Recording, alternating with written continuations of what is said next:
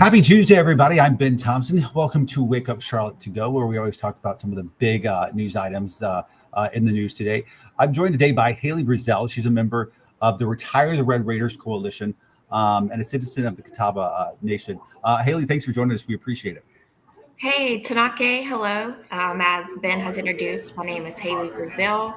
I'm a member of the Retire the Red Raider Coalition and am a citizen of the Catawba Nation. That's right. That's right. Listen, as we talk, if folks, if you want to leave a comment or question or a statement, just let us know. But the background of the story here is if you've been following the story at all, we've talked about it quite a bit here on WCNC Charlotte. And Hayley's behind an effort to change the mascot over at South Point High School. It's currently the Red Raiders, been that for some time. But as we've seen in so many cases, not just locally, but across the country, I mean, I think Washington Redskins, there has been an effort, my hometown of Cleveland, Ohio, the Indians, there's been an effort to change some of these names that many consider to be inappropriate to something more inclusive. So, Hayley, tell me how you got involved in this effort and why you think it's important.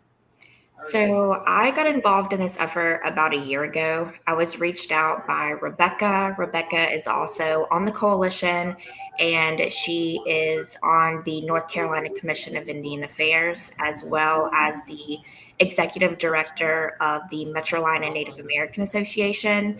So I started this battle about probably a little bit over a year now. They've been going for close to 2 years, and I consider myself to be a reconnecting Native. I did not grow up heavily in my culture. My great grandfather, who was Catawba, passed away when my grandmother was 9 months old. So attending these high schools, I was always proud of my heritage, but didn't know what it meant to be Indigenous until my reconnected process. Whenever I was in high school, I actually carried my Native American enrollment card to school, and people of the school told me that my card was fake. They told me that I printed it out online and that the color of my skin didn't, I guess, line up to being what a stereotypical or what we see in our history books of an Indigenous person is. So through my reconnected process, I just really learned to take a lot of pride in my culture and to also stand in my beliefs. And I just do not feel as though that a high school that adopted a mascot in the early 1940s, when desegregation was happening, when my ancestors, my great aunt and great uncles were being sent to residential schools, they weren't included in these schools. And how can you really honor Indigenous people when Indigenous people at a time in history wasn't allowed to attend your high school while you were using mascots, Native mascots? Let me ask, and folks, by the way, keep in mind, if there's something you would like to add to the conversation, let us know, a point of view, a question, you can put it in the comments section. Hayley, what do you say to folks who say that this is a tradition, and not only is it a tradition, but it's a tradition that comes from a positive space, that while it may in today's culture be looked at it as being insensitive, that's not the original intent of it, and that you've got decades of tradition behind that. What do you say to folks who make that argument? Yes, what I would say is these traditions may be traditions to people who came to the Gaston County region, but they're not traditions to Native American heritage. And as many of us know, Native American heritage widely outdates what we now call America traditions. I wish it was something that did honor Indigenous people. Something that we use commonly in our coalition is honor by listening. If community members are saying that something bothers them or something's offensive, who is best to speak of that community than the community members itself? What is there? You talk about honoring a culture. Is there? What would be an alternative to you that do you think would do that? So the alternative that I could say is I know the Catawba Nation is working with South Carolina legislators to be during the next update of their history books. I think really if you want to honor Indigenous people, reach out to that community, ask what you can do to uplift them, ask about their history, ask about the current battles that tribe or that nation is currently facing. So for me, honoring Indigenous people would be to include us in the creation of the next release of your history books and just really kind of figure out what our nations and our tribes are going through and see if there's anything that you can do to offer any assistance, and maybe also bring your children to see how we honor our traditions and how we honor our culture. We should say that the Board of Education has issued a statement saying that they don't have a policy that addresses school mascots specifically. When mascot-related decisions such as these come up to the Board of Education, is done more so for informational purposes rather than to seek the board's approval. That's what they're saying.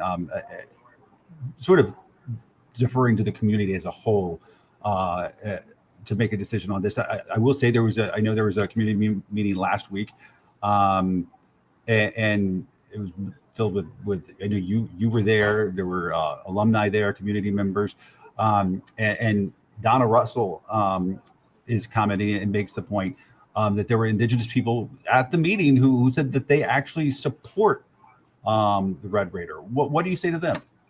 So everyone is entitled to their opinion. No society or no culture is going to share the exact same opinions. We live in a free country. We live in a free country where people are allowed to have their own opinions. And that's something that I, especially an Indigenous person, never want to take away from anyone. But what I will say is the North Carolina Commission of Indian Affairs, the Metrolina Native American Association, the National Indian Education Association, and the National Education Association has all spoke out and said that mascots are harmful, that they breed stereotypes, and it's not something that belongs in public education. And is there? I was sort of referred to this earlier, but curious. Is there an actual mascot you would prefer? Is there a name or a mascot that you think would be a better an example, or maybe you're not worried about what it would be? You just don't want it to be the Red Raider. So we have ran polls here in our coalition, and we've posted online. We have asked for a public input and have asked people what they would prefer the mascot to be. I know before the mascot was the Red Raider, it was a cardinal, which is what I do believe the color red initially came from. So we have ran polls. We've had public input. Personally, just with my Indigenous beliefs, I wish it was an animal that represented Gaston County, represented North Carolina, but that's just my personal beliefs. What is your next step in this process? We do plan to attend the next Board of Education meeting. I also attended a meeting recently that the University of South Carolina Native American Lancaster Studies had put on, and that was regarding getting rid of Indigenous-based mascots. I know that on that screen that they showed that North Carolina legislators is listening to Indigenous input and may potentially impose a statewide ban of Native American mascots. So we've been working with the North Carolina Commission of Affairs and the General Assembly regarding that issue. Nikki Toner commenting, school pride does not come from a mascot. Fostering support for one another and celebrating our differences is what enables a strong community. I do think and do appreciate that people feel differently. And good people on different sides of the issue feel differently. But it's sort of like what we were taught as kids and in kindergarten to perhaps maybe do more listening to folks and listening to other points of view. And I know you've done that, and I hope other people are doing it as well. Because I think we reach a much better place of empathy and understanding when we listen to folks and not just sometimes form opinions without really understanding. Yes. Hayley, thanks so much for coming on, and keep us posted. We know the good people of Gaston County are hashing this out, and hopefully comes to a conclusion that folks can be happy with, not only you, but other people as well. And thanks for coming on and talking to us. Yes, Ben. Thank you so much for having us. And I wish you a happy Tuesday morning, and just retire the Red Raider and elevate minority voices.